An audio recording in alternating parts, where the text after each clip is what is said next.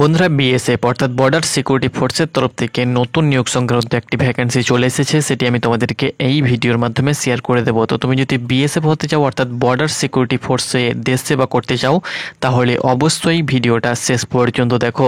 তুমি যদি একজন মাধ্যমিক পাস প্রার্থী হয়ে থাকো বা উচ্চ মাধ্যমিক পাস প্রার্থী হয়ে থাকো তাহলে এই ভ্যাকেন্সির মাধ্যমে তুমি কিন্তু সরাসরি দেশ সেবার কাজে নিয়োগ হতে পারবে, অর্থাৎ বিএসএফে তুমি কিন্তু জয়েন করতে পারবে। এই ভ্যাকেন্সিতে তোমাদের বয়স হতে হবে 30 বছরের মধ্যে, মেল ফিমেল উভয় কিন্তু আবেদন করতে পারবে। অ্যাপ্লিকেশন তোমাদের শুরু হয়েছে, অ্যাপ্লিকেশন 23শে সেপ্টেম্বর পর্যন্ত তোমরা কিন্তু করতে পারবে। অ্যাপ্লিকেশন করার জন্য প্রথমত কিন্তু নাম রেজিস্ট্রেশন করতে হবে। তোমার যদি কনস্টেবল ট্রেডম্যান বা কনস্টেবল জিডি এর আগে যে দুটো ভ্যাকেন্সি তোমাদের বার হয়েছিল সেখানে যদি তোমাদের রেজিস্ট্রেশন করা থাকে তাহলে সেই রেজিস্ট্রেশন আইডি এবং পাসওয়ার্ড দিয়ে তুমি কিন্তু অনায়াসে অ্যাপ্লিকেশন সাবমিট করতে পারবে। তো চলো বন্ধুরা নোটিফিকেশনের পাতায় যাওয়া যাক এবং সেখান থেকে তোমাদেরকে সম্পূর্ণ তথ্য শেয়ার করে যাক। তার আগে তোমাদেরকে যে ছোট্ট একটি রিকোয়েস্ট, যদি এই চ্যানেলে নতুন হয়ে থাকো অবশ্যই চ্যানেলটাকে সাবস্ক্রাইব করে দিও এবং ভিডিও ভালো লাগলে অবশ্যই ভিডিওটাকে লাইক করে দিও। সরাসরি তোমরা কিন্তু বিএসএফ এর অফিসিয়াল ওয়েবসাইট থেকে কিন্তু ফুল নোটিফিকেশন তোমরা কিন্তু ডাউনলোড করতে পারবে। সেই সঙ্গে সঙ্গে অ্যাপ্লাই লিঙ্ক থেকে তোমরা কিন্তু সরাসরি অ্যাপ্লিকেশনও করতে পারবে। তো বন্ধুরা তোমরা অনস্ক্রিন দেখতে পাচ্ছ এটি হলো বিএসএফ এর তরফ থেকে পাবলিশ করা অফিসিয়াল ফুল নোটিফিকেশন। তোমাদেরকে মেন পয়েন্টগুলো আমি শেয়ার করে দেবো যেগুলো তোমাদের জানা একদম আবশ্যিক। তো এখানে দেখতে পাচ্ছ directorate general border security force, detailed advertisement for direct and তোমরা দেখতে পাচ্ছ departmental recruitment for the post of head constable radio operator and radio mechanic in BSF. তোমরা দেখতে পাচ্ছ কমিউনিকেশান স্লিপ, এখানে তোমরা সেট আপ তোমরা দেখতে পাচ্ছ 202425। তো বন্ধুরা তোমাদেরকে বলে দিচ্ছি এই যে ভ্যাকেন্সিটা বার হয়েছে এই ভ্যাকেন্সি কিন্তু ডিপার্টমেন্টাল যারা রয়েছে তারাও কিন্তু আবেদন করতে পারবে এবং যারা ফ্রেশার রয়েছে অর্থাৎ তোমরাও কিন্তু এই ভ্যাকেন্সিতে অনায়াসে আবেদন করতে পারবে। তো এখানে দেখতে পাচ্ছ এখানে কিন্তু সরাসরি তোমাদের ভ্যাকেন্সি ডিটেলস বলে দেওয়া হয়েছে। অনলাইন মোডে কিন্তু তোমরা অ্যাপ্লিকেশন করবে। অনলাইন অ্যাপ্লিকেশন তোমাদের ওপেন হয়ে গিয়েছে 24/8/2025 থেকে তোমাদের অনলাইন অ্যাপ্লিকেশন শুরু হয়ে গিয়েছে এবং 23 তোমরা দেখতে পাচ্ছ 23/9/2024 তারিখ পর্যন্ত তোমরা কিন্তু অনলাইন অ্যাপ্লিকেশন করতে পারবে। ওকে, এখানে তোমাদের হেড কনস্টেবল রেডিও অপারেটর দুটো কিন্তু পোস্ট রয়েছে, একটা হেড কনস্টেবল আরও যেটাকে বলা হয় এবং একটা হলো RM। তো রেডিও অপারেটর আরওতে তুমি যদি আবেদন করতে চাও সেক্ষেত্রেও এবং RM এ তুমি যদি আবেদন করতে চাও সেক্ষেত্রেও কিন্তু 25,500 টাকা বেসিক পে থাকবে এবং 81,100 টাকা পার মান্থ স্যালারি থাকবে। অর্থাৎ জিডি কনস্টেবলের থেকেও কিন্তু বেশি স্যালারি তোমরা পেয়ে যাবে, কারণ এটা হেড কনস্টেবল পোস্ট। আর জিডি কনস্টেবলে কিন্তু বেসিক পে হয়ে থাকে 21,700 টাকা, এখানে বেসিক পে তোমরা দেখতে পাচ্ছ 25,500 টাকা কিন্তু বেসিক পে রয়েছে। সেই হিসাবে তোমরা দেখতে পাচ্ছ কতটা তোমাদের স্যালারিতে ডিফারেন্স রয়েছে। এখানে ভ্যাকান্সি তোমরা দেখতে পাচ্ছ হেড কনস্টেবল আরও RM এ কিন্তু ভ্যাকান্সি আলাদা আলাদা করে দেওয়া হয়েছে। যেমন এখানে তোমরা দেখতে পাচ্ছ এগুলো কিন্তু এইখান থেকে যে ভ্যাকান্সিগুলো দেখতে পাচ্ছ এগুলো কিন্তু ডিপার্টমেন্টাল।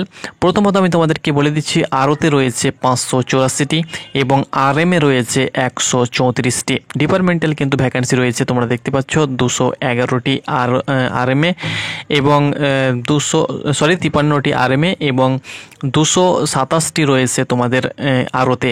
তো এটা কিন্তু ডিপার্টমেন্টাল ভ্যাকান্সি বিএসএফে যারা সার্ভিসিং রয়েছে এখন তাদের জন্য। তো এখানে দেখো আমাদের ফ্রেশারদের জন্য রয়েছে আরওতে 584টি এবং RM এ কিন্তু রয়েছে 134টি, ভালো কিন্তু ভ্যাকান্সি রয়েছে।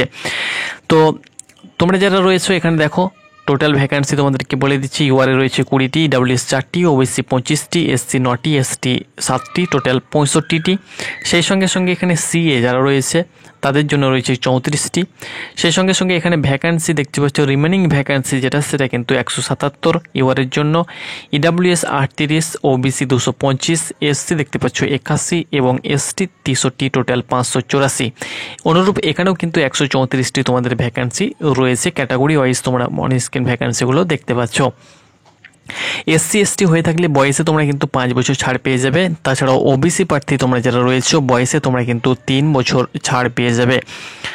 এবার চলো নেক্সট আমরা দেখে নেব পরবর্তী স্টেপ কি রয়েছে। এবার আমি তোমাদেরকে বলে দিচ্ছি সিলেকশন প্রসেস কিন্তু তোমাদের প্রথমে PET অ্যান্ড PST হবে। পিইটি পিএসটি কিন্তু তোমাদের আরএফআইডি বেসড হবে, যেটা তোমরা দেখতে পেলে, যেটা এসএসসি জিডি কনস্টেবলে চলছে আরএফআইডি। সেই আরএফআইডি ভিত্তিক কিন্তু তোমাদের পিইটি পিএসটি হবে। প্রথমে কিন্তু পিইটি পিএসটি হবে, অ্যাডমিট কার্ড তোমরা কিন্তু পেয়ে যাবে। সেই অ্যাডমিট কার্ড নিয়ে কিন্তু তোমাদেরকে গ্রাউন্ডে যেতে হবে। পিইটি পিএসটিতে কী কী হয়ে থাকে তোমরা সকলে জানো, সেটা হয়ে যাবে। তারপরে কিন্তু তোমাদের সিবিটি এক্সাম হবে। সিবিটি এক্সাম তোমাদের হবার পরে পরে সেকেন্ড ফেজে কিন্তু সিবিটি এক্সাম হবে। থার্ড ফেজে কী হবে, সেকেন্ড ফেজে কম্পিউটার বেসড সিবিটি এক্সাম হবে। তোমরা দেখতে পাচ্ছ সিবিটি এক্সামের জন্য আবারও কিন্তু অ্যাডমিট কার্ড আসবে। অ্যাডমিট কার্ড তোমরা কিন্তু অফিসিয়াল ওয়েবসাইট থেকে ডাউনলোড করতে পারবে, সেটাও কিন্তু এখানে বলে দেওয়া হয়েছে। থার্ড ফেজে কী হবে, থার্ড ফেজে দেখো ডকুমেন্ট ভেরিফিকেশান, তার সঙ্গে সঙ্গে ডিকটেশন টেস্ট অ্যান্ড তোমরা দেখতে পাচ্ছ প্যারাগ্রাফ রিডিং যেটা হয়ে থাকে সেই টেস্ট কিন্তু হবে তোমাদের।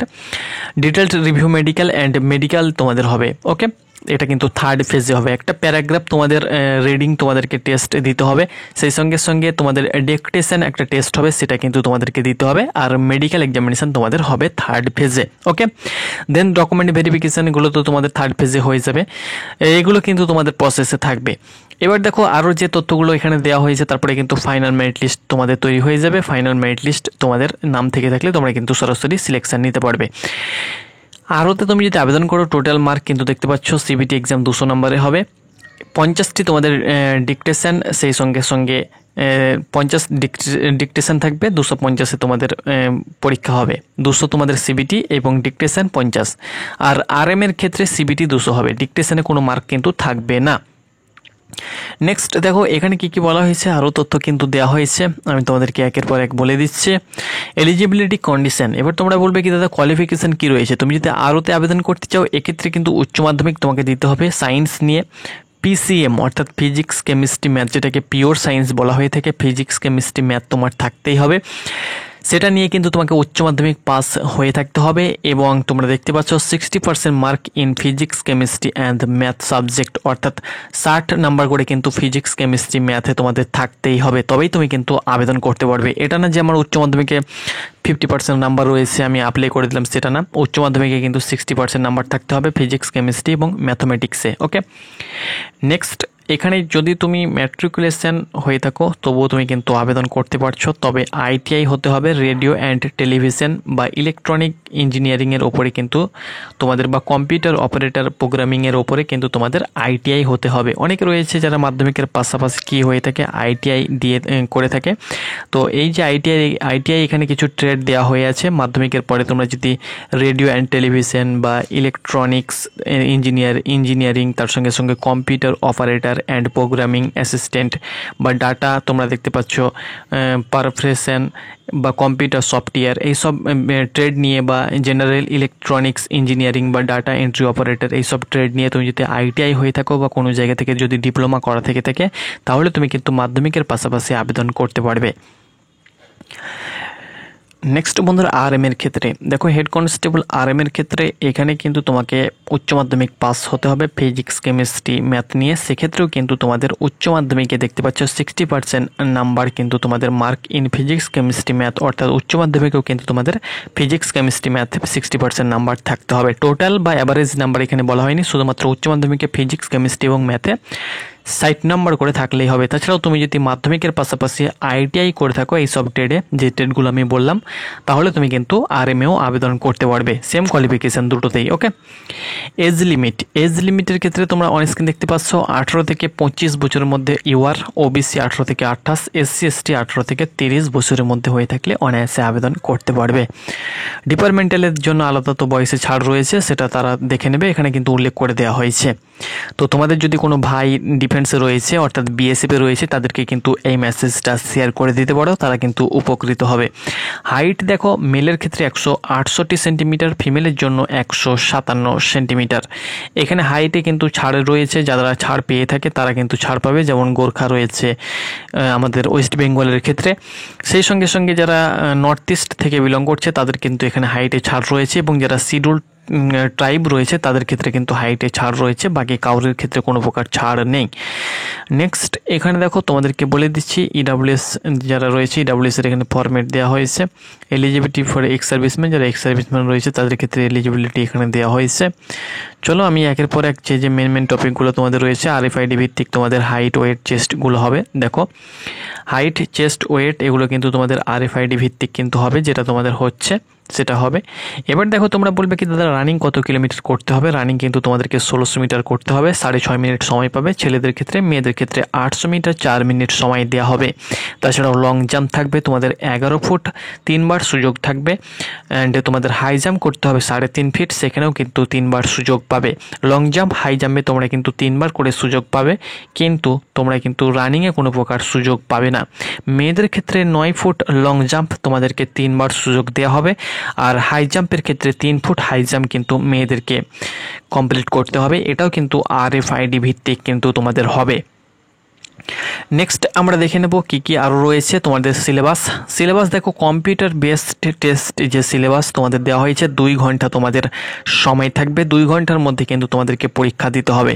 যেমন ফিজিক্স থাকবে পার্ট 1 40টি, ম্যাথ থাকবে 20টি, কেমিস্ট্রি থাকবে 20টি, ইংলিশ এবং জিকে থাকবে তোমাদের 20টি প্রশ্ন। টোটাল দেখতে পাচ্ছ একটি প্রশ্নের মান 2 নম্বর করে।